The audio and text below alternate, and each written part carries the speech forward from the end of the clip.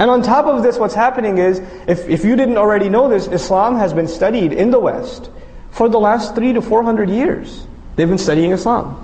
And they've been studying Islam not for the purpose of understanding it, but for the purpose of, it originally started in the Catholic Church, where the studies began in order to become better pastors, or better ministers of Christianity when they go to the Muslim world, and they preach to the Africans and the Asians and Muslims that are in certain parts of Europe. We should know their book so we can show them how flawed it is, so we can call them to Christianity. So this was actually even started about 400 years ago. If you look at the Encyclopedia of Christian Studies, from like 350, 400 years ago, you'll find entries about Muslims. And the thing they'll say about Muslims is, when you talk to a Muslim, just tell them about these contradictions. They've already got those listed, But now it's evolved. Now you have people that are doing PhD studies on one hadith. This person will spend like 6 to 8 years studying one hadith with the entire chain of narration and every person who's mentioned in the chain and this is non-Muslim.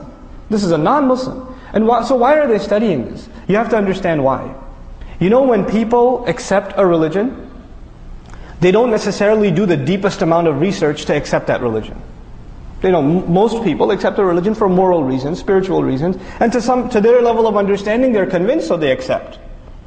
But there is always a fear that enough people will accept a religion that it might become a dominant force in any society. That's a danger.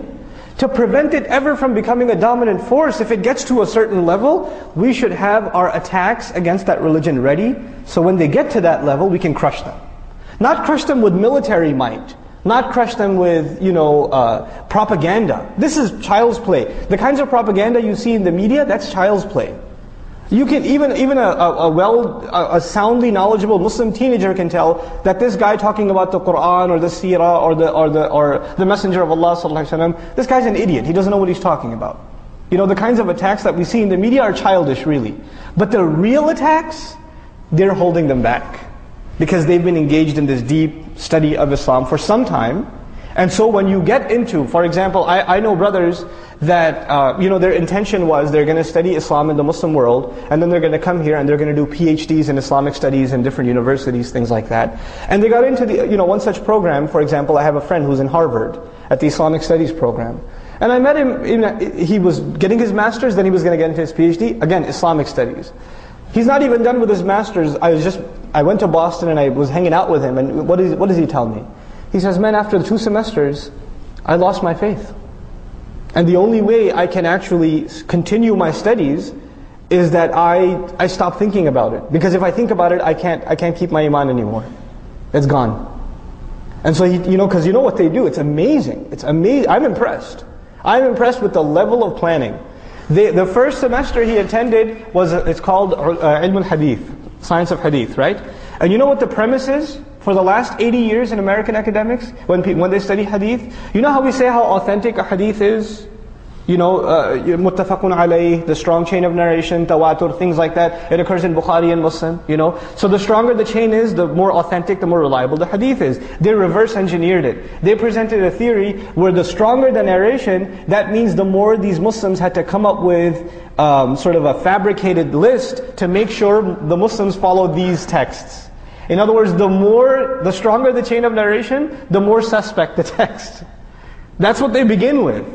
And they'll have research and papers and articles and discussions on this stuff to the nth degree. And if you don't know your stuff, you're going to get swept away in no time.